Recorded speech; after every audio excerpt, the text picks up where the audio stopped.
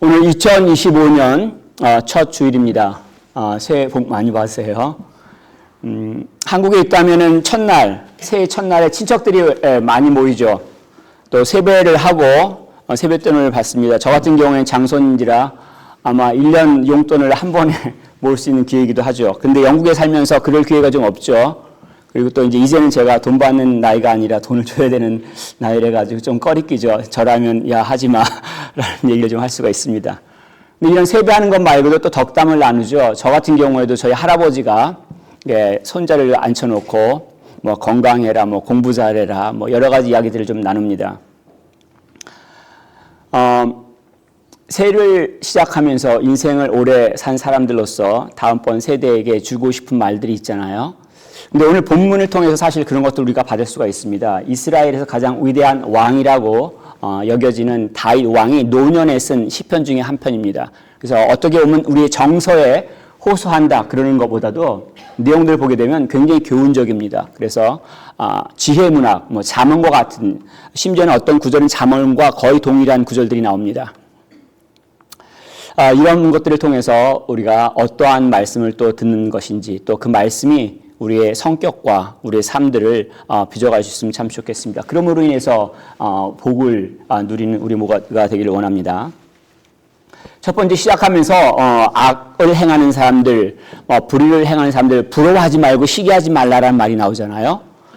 이제 누가 악한 사람이냐라고 할 때 오늘날 참 어려워요. 근데 성경에서는 이제 남을 괴롭히고 옳지 못한 일을 행하는 사람들 악한 사람이라고 얘기를 합니다.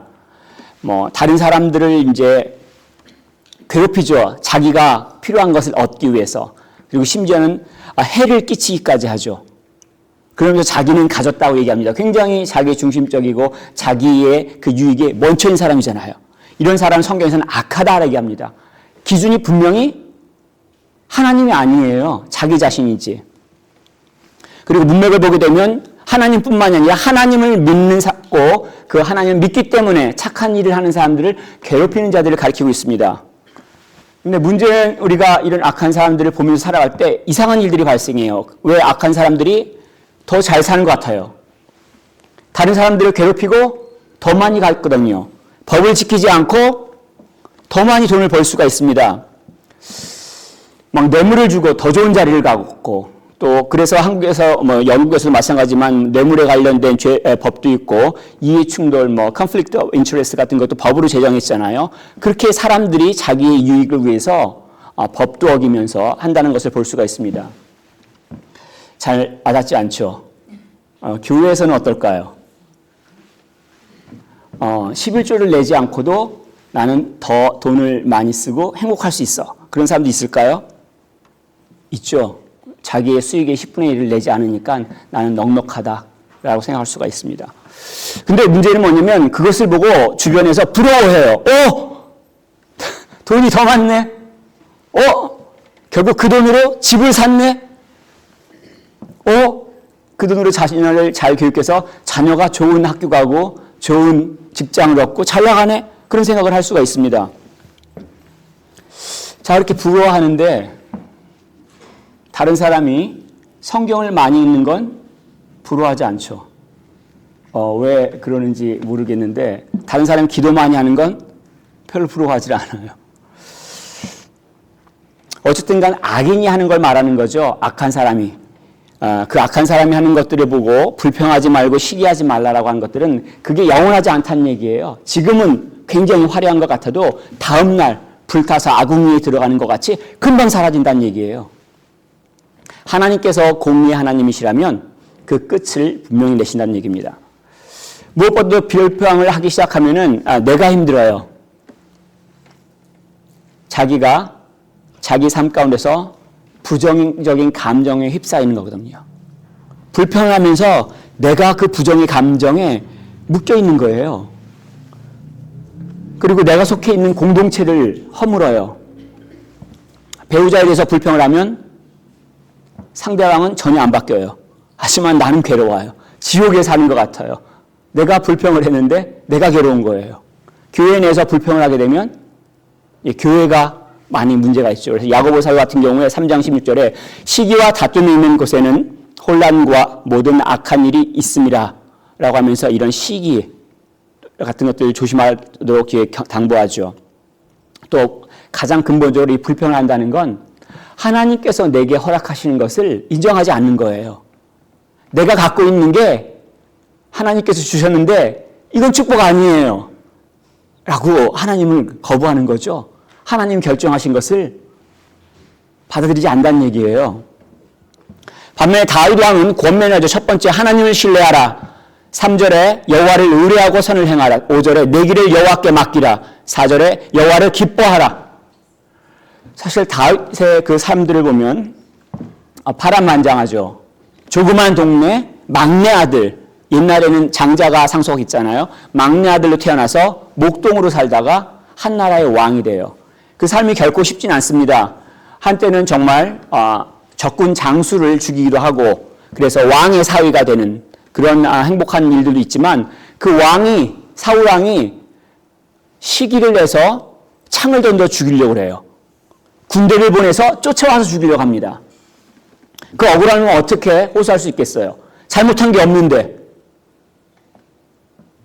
시기에서 장인이 나를 죽이려고 해요. 도망쳐도 죽이려고 해요. 그러다가 좋은 기회가 왔습니다. 아시는 것처럼 다윗이 부하들과 동굴에 숨어서 있는데 그 사울왕이 쫓아오다가 힘들어서 잠깐 낮잠을 잡니다. 혼자 동굴에 들어와 있는 거예요. 다윗의 부하들이 뭐라고 얘기냐면 좋은 기회가 왔습니다. 아무도 없으니까, 사울만 있으니까. 근데 다윗은 그 기회를 사용하지 않습니다. 사울왕을 죽이지 않아요. 그리고 나서 나중에 멀리 떨어진 다음에 다윗이 하는 말을 사무엘상 26장 23절에 기록합니다. 같이 읽었으면 좋겠습니다.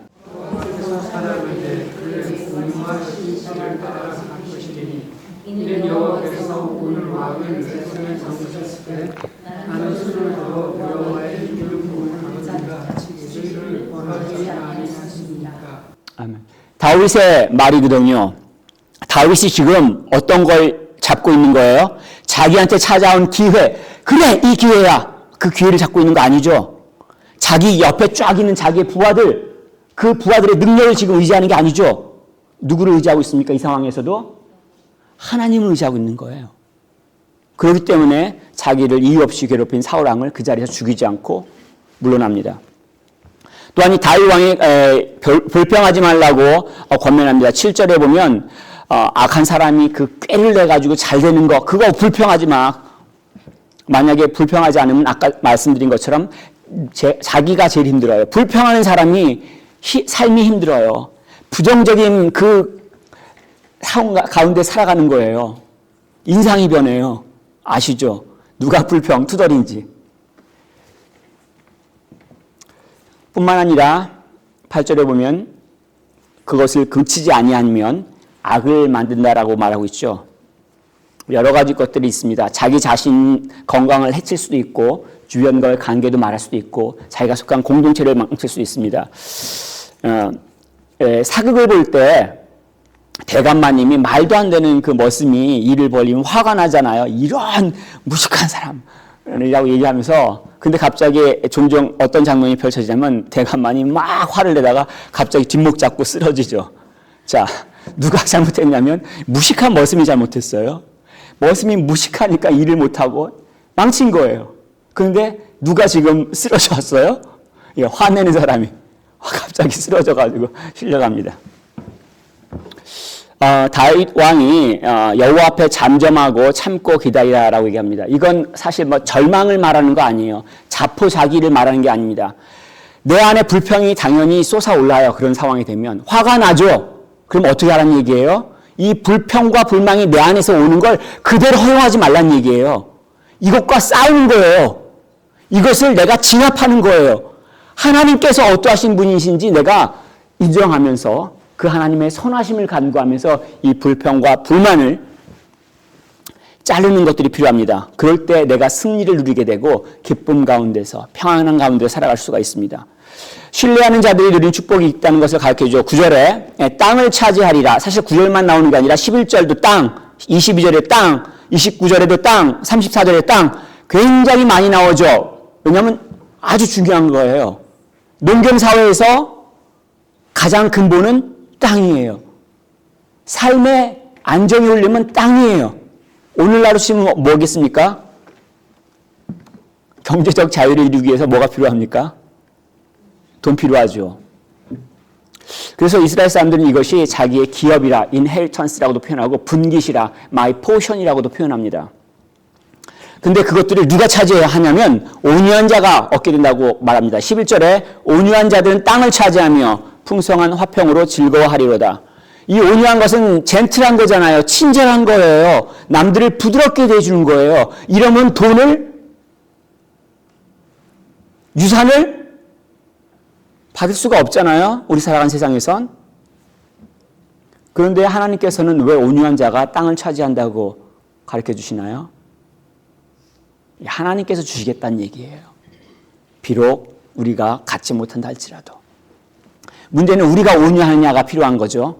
우리가 살아가면서 힘든 삶 가운데서 온유하기가 참 어려워요. 표독해지잖아요. 악해져요.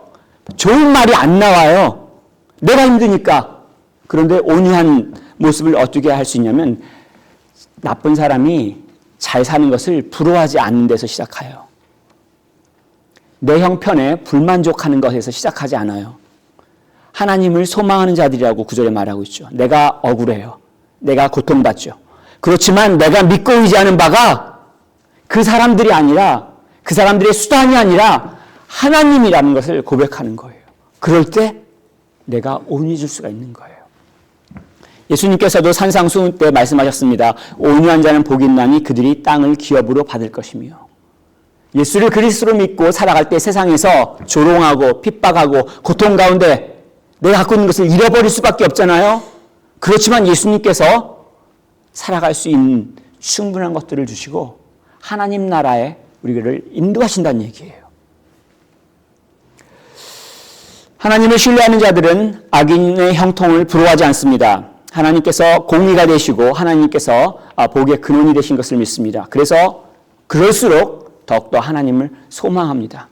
우리가 금년 2025년에 시간이 지나갈수록 더욱더 하나님을 소망할 수 있기를 간구합니다. 하나님께서는 악인을 치시고 분명히 의인을 붙드십니다. 12절에 보면 악인이 의인 치기를 꾀하고 그를 향하여 그의 일을 가는도다. 나쁜 사람은 항상 나쁜 짓을 꾸며요. 내가 보이지 않는 뒤편에서 꾸며요. 항상 나의 뒷담화를 해요. 앞에서는 아무 말도 안 하는데. 그런 것들을 알면서 어떻게 됩니까? 기분도 나쁘고 두렵기도 하고 그렇죠.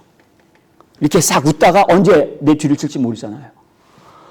자, 그런데 그때 하나님은 어떻게 반응하시겠어요? 나쁜 사람이 내 뒤에서 나쁜 일을 계획할 때 하나님은 13절에 보면 주께서 그를 비우시리니.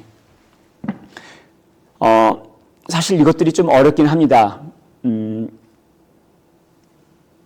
시편 2편 4절 보면은 비슷한 표현이 나옵니다. 하늘에 계신 이가 웃으시며 주께서 그들을 비우시리로다. 사람들이, 세상의 왕들이 메시아를, 그리스도를 죽이려고 모의를 꾸며요. 뒤에서 어떻게 하면 죽일까? 그 모습을 보고 하나님께서 뭐라고 하냐면 비우시는 거예요. 참 니들. 왜냐하면 하나님께서 능력 있잖아요. 그들의 끝을 하나님께서 내신다는 얘기예요. 우리가 생명을 갖고 질 수가 있어요? 없어요. 생명의 끝을 우리가 피할 수가 있어요? 없어요. 하나님께 있는 능력이잖아요.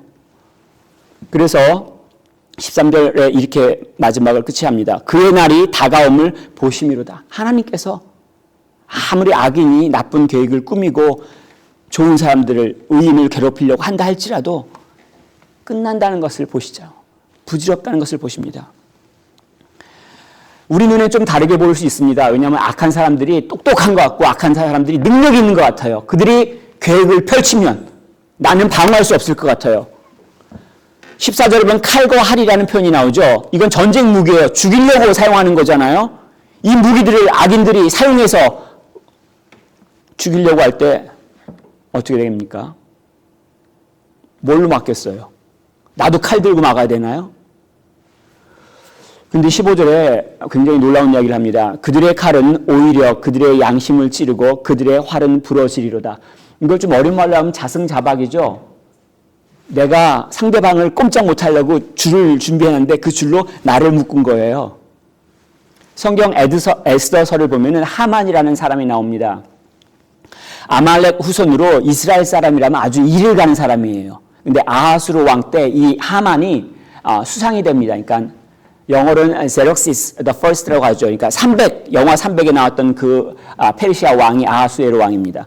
그때 이 수상이 돼서 굉장히 존경을 받아요. 그래서 이 하만이 무슨 계획을 세우냐면 이스라엘 사람들을 한나라씩 싹 죽이려고 국가적인 법을 세웠어요. 이스라엘 사람들은 가만히 죽게 되죠. 죽음의 날짜를 기다리고 있어요. 그런데 에스더가 자기가 죽은 것을 각오하고 왕께 나아가고 또 이전에 모르드게의 그 왕을 구한 사건들이 왕이 또 알게 돼서 하루 만에 전세가 역전되죠. 그래서 어떻게 됩니까? 하만이 이 모르드게를 죽이려고 세워놨던 그 장대, 십자가라고 볼 수 있습니다. 그 장대에 결국 하만 자신이 매달려 죽습니다. 완전히 자기 자식들도 죽는 것을 볼 수 있죠. 그래서 유대인들이 오늘날도 런던에 있는 유대인들 골더스 그린 같은 데 가보시면 불임절, 포임이라고 하는데 이 불임절을 지키죠. 그때 일들을 아직까지 기억합니다. 무엇보다도 의인은 내가 능력이 있거나 없거나 흔들리지 않아요. 악한 사람은 자기가 능력이 있으면 어마어마하게 교만합니다. 악한 사람은 능력이 없으면 어마어마하게 비굴해요. 사람 앞에서. 자기가 살아나려고 하죠. 그런데 하나님께서 붙드신 자, 하나님께 속한 자들은 자기가 능력이 있건 능력이 없건 상관이 없어요. 하나님께서 붙들어 주시기 때문에 담대함과 겸손함으로 사람들 앞에 나갑니다. 이사야서 40장 31절에 이렇게 기록하고 있습니다. 하나님께서 붙드신 자들을 설명하고 있습니다. 같이 읽으면 좋겠습니다. 오직 여호와를 앙망하는 자는 새 힘을 얻으리니 독수리가 날개치며 올라감 같을 것이요 다른 박질하여도 곤비하지 아니하겠고 걸어가도 피곤하지 아니하리라.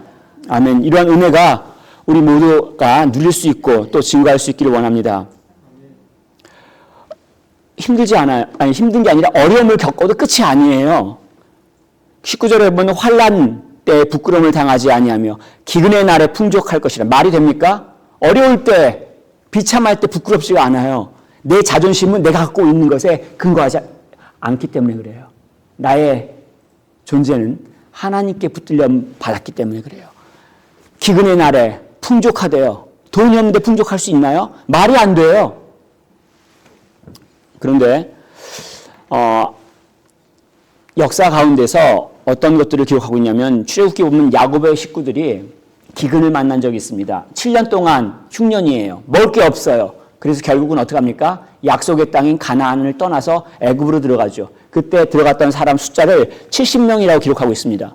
근데 나중에 그 이스라엘 백성들이 애굽에서 나올 때 몇 명이라고 기록하고 있냐면 남자만 60만 명으로 기록하고 있죠.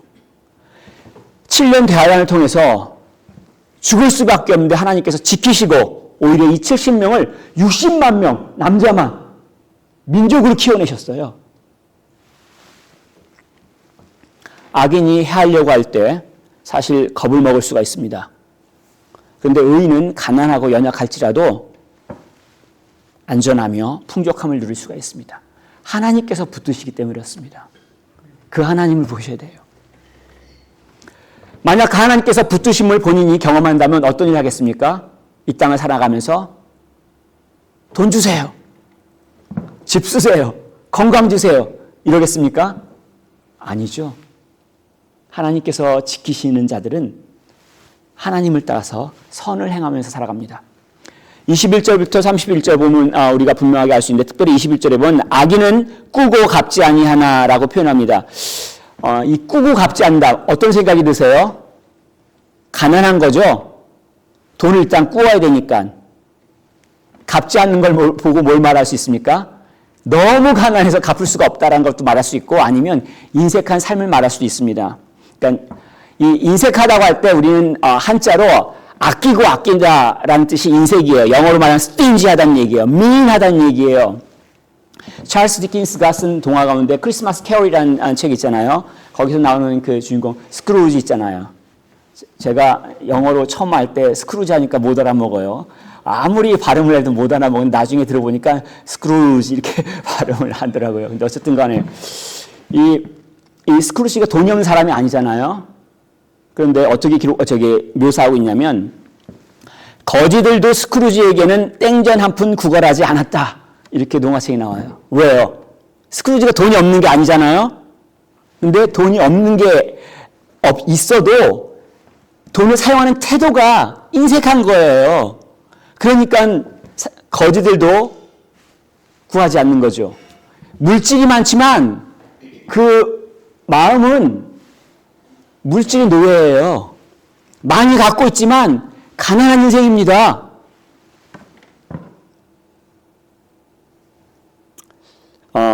우리 밥 먹고 신발끈 한 오래 묶고 계신 분 계시죠? 그러면 돈을 아끼고 있는 게 아니라 인색한 거라고 생각하시면 좋겠습니다. 우리 자기 마음이 어떠한지 보시면 참 좋을 것 같아요. 물론 영국에서 그렇지 않죠. 영국에는 신발 벗고 밥 먹으러 갈 때도 없습니다. 어쨌든 간에. 반면에 의인의 삶은 어떠냐면 의인은 은혜를 베풀고 주는도다. 자신뿐만이 아니라 주변에 베푼다는 얘기예요. 주변을 살핀다는 얘기예요. 바울이 그렇잖아요. 바울의 삶 자체는 풍족한 삶이라고 말할 수 없잖아요. 집이 있었어요. 돈을 저장해 놨습니까? 맨날 매맞고 파선되고 죽을 뻔하고 감옥에 들어가는데 본인이 한 일은 뭐예요? 주변 사람들을 위로하잖아요. 겁먹지 마. 내가 감옥에 들어갔다 하더라도 이게 끝이 아니야. 오히려 이것이 복음의 진보야. 수많은 서신서들 그 상황 가운데서 나온 거잖아요. 본인이 힘든 가운데서도 주변 사람들을, 믿음이 연약한 자들을 돌보고 격려하잖아요. 우리 교회에서도 섬기는 분들이 많이 있죠. 근데 그 섬기는 분들 잘 보시면요. 아픔이 없는 분들이 아닙니다. 가정 가운데, 자녀 가운데, 여러 가운데 아픔이 있는데 그 아픔을 갖고도 주변을 살피시고 주변 사람을 도우려고 하세요. 사실 그분들의 도움 때문에 교회가 지금까지 서 있고 교회로서 지금 역할을 감당하고 있다고 저는 믿습니다. 그래서 어쨌든 주님께서 기억하시고 칭찬하시고 위로하시겠지만 교회 대표로서 감사함을 전합니다. 축복과 저주는 내가 많이 갖고 있는 것 여기에 결정되는 거 아닙니다. 우리들이 많이 오해하죠. 내가 많이 갖고 있어야 된다. 근데 축복과 저주는 하나님께서 결정하시죠. 그래서 22절에 주의 복을 받은 자들은 땅을 차지하고 주의 저주를 받은 자들은 끊어지리로다. 하나님께서 복을 주시는 거예요. 그래서 하나님께 붙들림 된 사람들은 넘어져도 끝이 아니에요. 살아가다가 힘들 수 있어요. 넘어질 수 있어요. 아플 수 있어요. 근데 끝이 아니에요. 하나님께서 붙들어서 일으켜 세워주시죠. 24절에 그는 넘어지나 아주 엎드러지지 아니함은 여호와께서 그의 손으로 붙드심이로다. 이게 축복 아니겠습니까? 돈 많이 쌓아놓고 언제 없어질까 두려워하는 인색한 삶을 사는 그러한 삶이 아니라 적어도 베풀며 넘어져도 주님께서 다시 세워주신 것들을 경험하며 주변 심령들을 돕는 가운데 그 보람을 느끼는 삶들을 하나님께서 주시고 싶으신 거예요. 그래서 27절 이렇게 권면합니다. 악에서 떠나 선을 행하라. 그리하면 영원히 살리니. 선을 행하라. 하나님을 믿는다면, 하나님을 의지한다면 내 행동이 거기에 합당해야 돼요. 34절에 보면 여호와를 바라고 그의 도를 지키라. 우리가 다른 종교하고 다른 것 중에 하나가 뭐냐면 내가 복음을 믿는다는 건 내가 무엇을 안다는 것에서 멈추지 않아요. 예수를 그리스도로 깨닫는 것에서 멈추지 않아요. 그래서 내가 생각이 바뀌어지고 결정이 바뀌어지고 내 행동이 틀려지는 걸 말해요. 그 믿음에 합당한 행동을 하는 걸 말합니다. 만약 그렇게 행동하지 않는다면 35절 36절에 악인이 망한다. 열매 없는 잎사귀가 무성한 나무가 사라짐같이 그렇게 표현하고 있습니다. 근데 혹시 기억하시는지 모르겠어요. 예수님께서 무화과 나무를 저주하신 적이 있죠. 베단이라는 곳, 그러니까 우리나라 말로 바꾸면 무화과 마을이에요. 베다니에서 예루살렘으로 내려가시는 길에 예수님께서 시장하셔가지고 잎사귀가 무성한 그 무화과 나무한테 가까이 가셨습니다. 잎사귀가 이렇게 무성하다는 건 열매가 있다는 얘기거든요. 근데 가서 보시니까 열매가 없어요. 그때 하신 말씀이 뭐냐면 마가복음 11장 14절에 이제부터 영원토록 사람이 내게서 열매를 따먹지 못하리라. 예수님이 그렇게 말씀하세요. 다음날 어떤 일이 벌어졌습니까? 나무가 뿌리채 말라버려요. 저주죠. 심판의 상징이에요. 지금 예수님께서 예루살렘으로 십자가로 지고 내려가시는 가운데 뭐라고 얘기하시는 거예요? 무화과나무 저주하심으로 인해서 무화과나무로 상징되는 예루살렘, 성전의 기능, 이스라엘 사람들, 열매를 맺지 못하는 자들이 심판당할 것이라는 것들을 말씀하고 계시는 거잖아요. 열매가 없으면요. 행함이 없으면 죽은 믿음이란 얘기예요. 무엇을 어떻게 행할지, 어떤 것이 좋은지 어떻게 알겠습니까? 하나님께서 보시기에 좋은 게 좋은 거죠. 그래서 하나님에 속한 사람들은 하나님의 말씀을 소중히 여깁니다. 그것을 구약에서는 모세의 율법, 십계명이라고 얘기합니다. 31절에 그의 마음에는 하나님의 법이 있으니 그의 거룩은 실족함이 없으리로다. 하나님의 법이 내 마음에 있어요. 무엇을 뜻합니까? 하나님의 법은 성전, 지성소, 언약궤 안에 돌판에 기록되어 있잖아요. 그 말씀이 어떻게 내 마음에 지금 기록되어 있다고 말하는 거예요? 그러한 겉으로 나타나는 것뿐만이 아니라 내가 주님을 사랑해서 그 말씀을 소중히 여기며 그 말씀을 이해하고 외우고 품고 사랑하는 걸 말하잖아요. 예수님이 이 땅 가운데 오셔서 한 번에 뭐라고 말씀하셨냐면 너희가 나를 사랑하면 나의 계명을 지키리라. 만약에 예수님께서 하신 말씀을 지키지 않고 살아가고 있다면 예수님을 사랑하지 않는 거예요. 하나님을 신뢰하는 사람은 그 하나님의 말씀을 듣고 행합니다. 하나님께서는 그러한 사람을 지키십니다. 마지막 32절부터 40절 보면은 또다시 반복되는 것이 보입니다. 악인이 의인을 엿보아 살해할 기회를 찾는다라고 하죠. 사실은 이러한 시적인 표현 방식이기도 하고 구조죠. 이제 대꾸법들 뭐 그런 건 쓸 수 있는데 현실에서 그렇죠. 악인이 선지자들을 얼마나 많이 죽였습니까? 12사도들 다 순교했죠. 교회사 가운데 얼마나 많은 사람들이 순교를 당했습니까? 자, 그러면 하나님께서 지키시는 겁니까? 하나님을 사랑한 자들이, 그래서 말씀을 따라 행한 자들이 죽었잖아요. 하나님께서 지키는 거예요? 그런데 33절에 분명히 뭐라고 얘기냐면 여호와는 그를 악인의 손에 버려두지 아니하시고 재판 때에도 정죄하지 아니하시리로다. 하나님께서는 지키신다고 얘기합니다. 요한계시록 6장 9절에 보면 이런 표현이 있습니다. 다섯째 인을 떼실 때에 내가 보니 하나님의 말씀과 그들이 가진 증거로 말미암아 죽임을 당한 영혼들이 누구겠습니까? 선지자들. 하나님의 말씀을 따라서 행하다 핍박을 받아 죽은 자들이죠. 이들을 제단 아래에 있다라고 표현하고 있습니다. 하나님께 예루살렘 성전에서 하나님께 드린 제사, 그 제단을 생각할 수가 있지만 하나님 나라를 말하는 거잖아요. 하나님께서 기억하시는 거예요. 하나님께서 지켜주고 계시는 거예요. 그들이 부르짖는 소리를 들으시고 신원해 주시는 거예요. 원수를 갚아주신다는 얘기예요. 그래서 이 요한계시록 마지막 20장 26절에 그런 사람들 부활시키시고 영광의 자리 가운데 세우시는데 이들이 그리스도와 더불어 왕노릇하리로다. 그렇게 예언하고 있습니다. 요한계시록을 보시면 이 표현 굉장히 많이 나옵니다. 그리스도와 함께 왕으로서 통치하는 것. 누가? 바로 예수를 그리스도로 믿고 그 말씀에 따라 행하는 사람들을 말하고 있습니다. 39절에도 마찬가지로 의인의 구원은 여호와로부터 오나니 그는 환난 때에 그들의 요새이로다. 내가 갖고 있는 게 아니란 얘기예요. 나의 요새가 우리 집이 아니란 얘기예요. 나의 요새가 내 뱅크 어카운트가 아니란 얘기예요. 하나님이 요새란 얘기예요. 이 요새가 뭐 스트롱홀드라고도 번역하기도 하고 포트레스도 번역했는데 산성을 말합니다. 이스라엘 가보시면은 지형이 그렇게 되는데 산이 이렇게 뾰족한 산만 있는 게 아니라 산인데 위에가 편편한 산들이 있어요. 마사다가 그렇습니다. 예루살렘도 가보면 사실은 산 위의 도시예요. 우리나라 같은 경우는 혹시 오녀산성 기억하시나요? 고구려가 첫 번째 졸본에서 세웠던 수도가 졸본인데 거기에 있는 산성이 오녀산성이에요. 혹시 나중에 찾아보시면 좋겠습니다. 독특해요. 산이 뾰족한 게 아니라 산이 이러다가 가운데가 평평해요. 그럼 어떻게 합니까? 군사들이 여기 위에 가서 수비하는 거예요. 그러면 공격하는 사람 입장에서는 이겨낼 수가 없어요. 10배 더 되는 병력이 가도 갈 수가 없죠. 여기에 공급이 끊이지 아니하면 누가 감히 함락할 수 있겠습니까? 그래서 다윗이 시편 144편에 이렇게 고백합니다. 여호와는 나의 사랑이시요 나의 요새이시요 나의 산성이시니 나를 건지시는 이시요 나의 방패이시며 내가 그에게 피하였고 그가 내 백성을 내게 복종하게 하셨나이다. 구원은 내가 갖고 있는 수단이 아니라 하나님 자체예요.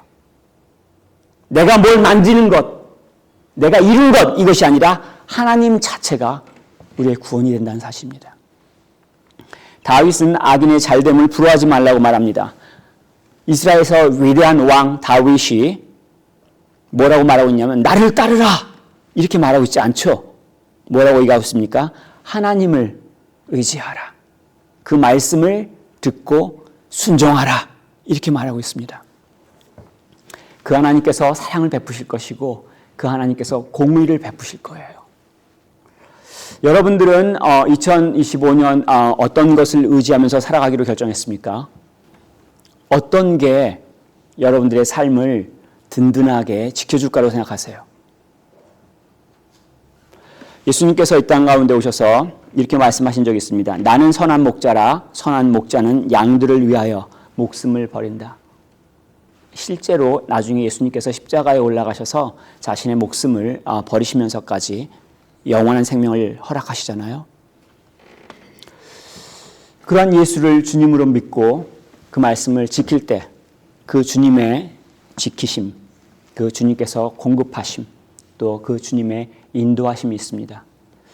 우리 모두가 그러한 축복들을 누릴 수 있는 금년 한 해가 될 수 있기를 권면하고 축복하겠습니다.